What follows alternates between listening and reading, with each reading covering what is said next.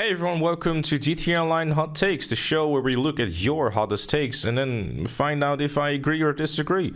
Let's get right into it. I enjoy the drip feed content and the cars. It gives me a reason not to forget about GTA, and this is probably the main reason why it exists as well. I just wanted to throw this in there because I agree, but I feel that the balance with it over the last few weeks or 2 months have kind of been lost, sadly. They used to do a pretty good job at it, but yeah, they've dropped the ball on it lately. I've done a video on it a couple of days ago. I think the game really lost something when the vehicle physics resulting from damage were basically ignored on all the new vehicles to chump them out faster.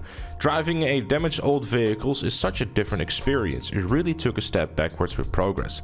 I'm inclined to agree with this. I don't know when it started happening, but I think pretty early on, I think even as soon as like the Turismo R from the top of my head, which was with the business update, which was like in 2014, they really kind of stopped having all those different damage profiles. For example, if you damage the Entity XF front bumper, you'll get a lot more understeer. And the same applies for other vehicles too, like, you know, basically any old vehicle that was released with the launch of the game. It makes for a more interesting racing experience because if you do damage your car, you also have to start driving in a different way, especially in races. You know, you might have to take a different line or anything like that to still get the most amount of speed out of it. And it definitely also makes for some interesting racing if it happens to be that both of you and the person you're currently battling against both have a damaged car. That really comes down to how well you are able to handle yourself in that particular situation. While in the grand scheme of things, it makes for a more casual and I guess easier gaming experience for a lot of people, having those newer cars basically having no damage whatsoever does make it a little less interesting, but I would be inclined to be on both sides of the argument. Though, you know, from an overall damage perspective, does anyone remember GTA 4? They did such a great job with those damage models. It's a shame they didn't continue it on in GTA 5. Maybe in GTA 6, who knows? I just want to say that Doomsday is the absolute best heist in the game. It actually provides a challenge and allows the most creative approaches to missions. If anything is wrong with it, it's that some of the missions aren't difficult enough. The Doomsday era was also the best multiplayer meta game. I'm not entirely sure what meta game means with that, but basically they kind of focus on the argument of Doomsday being the best heist in the game. Personally, I'm more of a fan of Casino Heist based purely on the vibe, and I feel it's more of a heist than Doomsday is, but it goes without saying that in terms of content, Doomsday is definitely very much an S-tier DLC. Just the vast amount of story and the challenge. I'd even argue that it's literally the only real challenge left in the game, especially for longer term players. Even nowadays, I think longer term players still have to kind of like, you know, not just go balls to the walls rushing into it, because it doesn't really seem like that type of heist. And it also doesn't feel like complete and utter BS either, because of the fact that it's still relatively balanced. I'm sure that there's plenty of cases of rapid fire, and there's definitely not the most perfect thing of all time. But overall, Doomsday is an experience that any player that has played the game at some point definitely has to try out. I would never ever recommend anyone playing Doomsday without an actual team of people that kind of know what they're doing, even if you don't know what you're doing, but just now have a decent enough rank and then definitely still go and try it. It's honestly one of the better experiences within the game, and anyone who's ever played GTA Online has to have played this. It is very good. Casino Heist is the only DLC that is a 10 out of 10 update. I wouldn't say the only one, because we just talked about Doomsday, but yeah, generally speaking, it's a very good DLC, but I find it hard to make it 10 out of 10 because, you know, it's not really the perfect heist either. There's definitely some glaring issues with some of the approaches in there and some of the bugs and that sort of thing. So I wouldn't say 10/10, but it's definitely S tier. Very good. Continuing on with the trend of different heists, the 3 in-game cooldown for the Cayo Perico heist for solo players had it coming. Yes, very much so. I think that a lot of people are probably still upset, even to myself, for even like, you know, suggesting any sort of changes to that heist.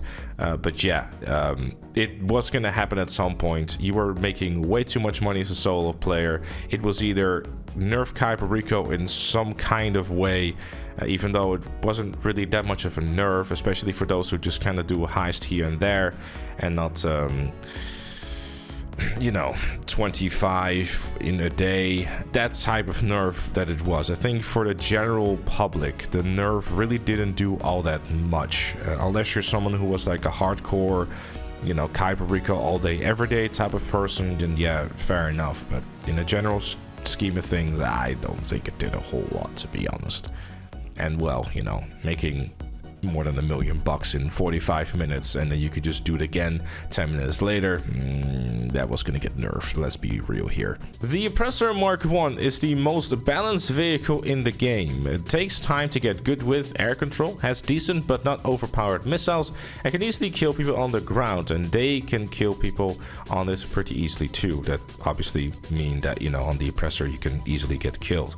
I wouldn't really say that it's the most balanced vehicle in the game, but I would be very much inclined to agree with, you know, that it takes time to get good with the air control, because it doesn't stay in the air the entire time, which is kind of like more balanced than most of the other air vehicles and vehicles that are similar to it. The Oppressor Mark 1 is arguably also a whole lot more fun than all the other vehicles in there, because it, you know, kind of takes a bit of skill. If you mess up and you accidentally bump into something, you'll get launched off the bike. So in most ways, this definitely is a whole lot more balanced than its, you know, big brother and some other stuff within the game. When will it end? Oh. Just, when will it end? Please, just... I'm begging you! Why are there so many people that actually like Arena War?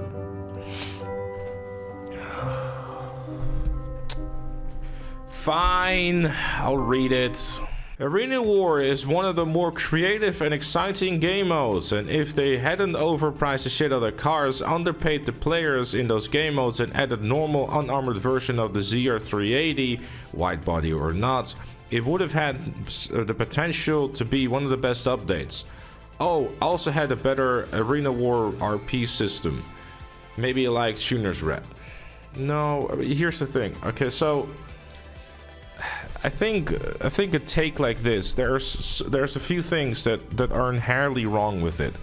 First of all, you're taking payouts into consideration and how much stuff costs to judge how good the game mode is. You don't give any sort of arguments here as to why it's one of the more creative or exciting game modes, because it just isn't.